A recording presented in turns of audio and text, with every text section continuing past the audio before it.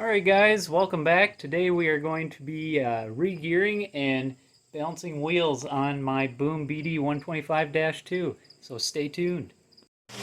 Okay, so today is to make the bike more streetable, and more specifically more highway capable, because right now it gets a little buzzy from like 40 to 45. That's about all you want to comfortably cruise at. So to fix that, we want to lower the gear ratio a bit, and basically I decided to do the easy route, and that's to jump up the front sprocket. So I'm going to be going up 2 teeth from 14 to 16 teeth.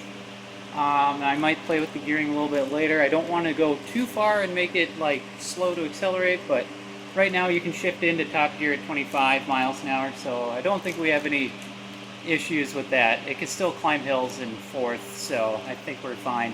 And then, yeah, the second part is getting this rear wheel here trued and balanced, because right now it just kind of does this going down the highway, so anything over 45 that gets gets pretty rough. So those are the projects for today, so let's get started.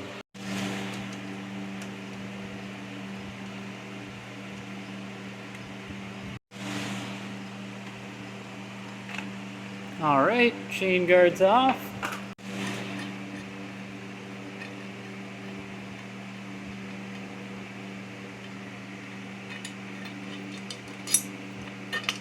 Alright, now our front sprocket cover is off. And there is our stock 14-tooth sprocket. And our master link, very conveniently located.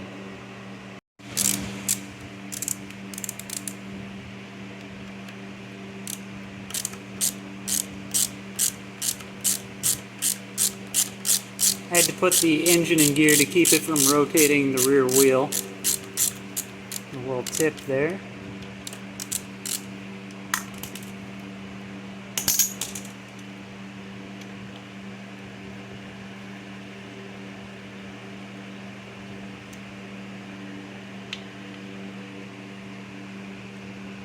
Looks like, yep, those have some thread locker on them.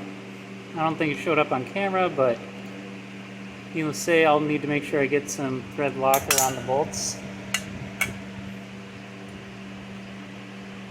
And they went all out and put the red stuff on.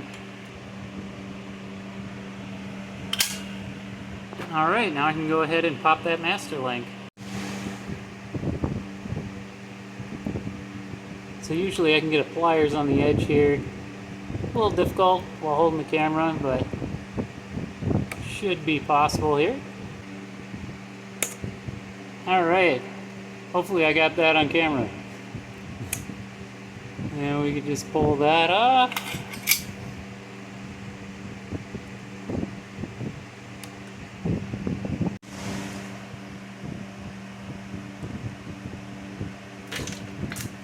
Alright, now we can just go ahead and take our old sprocket off. Well, less new sprocket. This has just over 182 miles. So I'm not changing this because this is worn, just changing this so I can get some better gearing. Okay, so here you can see the two sprockets side by side. 2 teeth is quite a jump up. It should be worth another somewhere around 8 miles an hour top speed if my calculations are accurate, which I'm sure they're not, but we'll give it a shot. So I'm going to go ahead and put this on. And by the way, these are only like $7 for this engine on eBay. It's just 420 chain, and basically all I searched was life in 125cc engine sprockets or front sprockets, and there was 10 different sizes. So I'm going to go ahead and slide this new one on here. Uh-oh. Uh-oh. That's not cool. So even though the bores look identical, there's the tiniest bit of difference. I'll get a calipers here.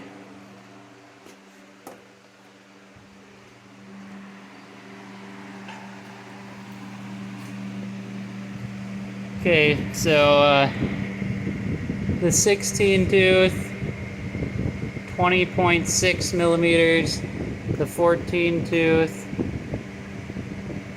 17.6. So 3 millimeters off. That's actually significant. Alright, well, that one's on me. I looked at the item description and it said the inside diameter was 20 millimeters. So that's not the end of the world for $7. I can always switch that out at another time, and now you guys know how to change the front sprocket if you hadn't. Alright, so I ordered my new sprocket with the 17 millimeter inside diameter instead of 20. I decided to go with a 17 tooth instead of a 16 tooth after seeing how much room was in that area before it would be rubbing on the engine case. So I could actually get away with an 18 tooth, but that's just a little too tall where I think I'd be losing some acceleration. So yeah, now I am just going to go ahead and get that wheel off. I got it jacked up on the swing arm stand there, so yeah, let's go ahead and start pulling stuff to get that wheel off. Alright, probably should take the muffler off, but the gasket that came with mine was a little pinched and installed crooked, and I've already had it off once before, and I don't want any exhaust leaks, so I'm going to try to work around it if I can. I just loosened up the brake at top here, so I hopefully don't have to make adjustments down there, but we'll see if it wants to come off. Okay, so after I loosened the axle, I was able to wiggle this brake arm off. That's all in one piece, so it'll be easier to put back together. I'm still going to have to readjust it because I'm going to have to clock it on here. Probably should have marked that, but at least I got video of it, so I know where to go. Anyway, now let's see if I can push this axle through without removing the exhaust and punching it.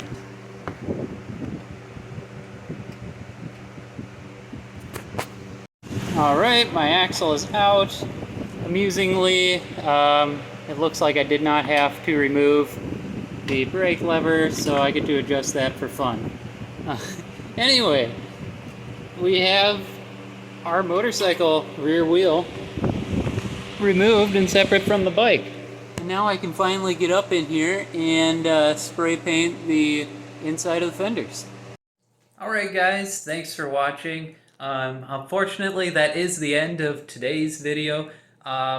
I had to make the decision to either upload a partial video or wait a week. And I decided to upload the partial video because I think it showcases that projects don't always go exactly how we planned, and sometimes other things come up and sometimes they just take longer.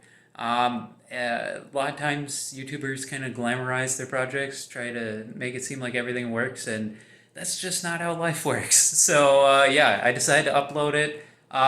If you've made it this far, I hope you enjoyed it. There will be a continuation where I show the rest of the project eventually in the future. If you want to see the rest of the project, make sure to subscribe. And if you like this video, make sure to give it a thumbs up, and I'll see you guys next time.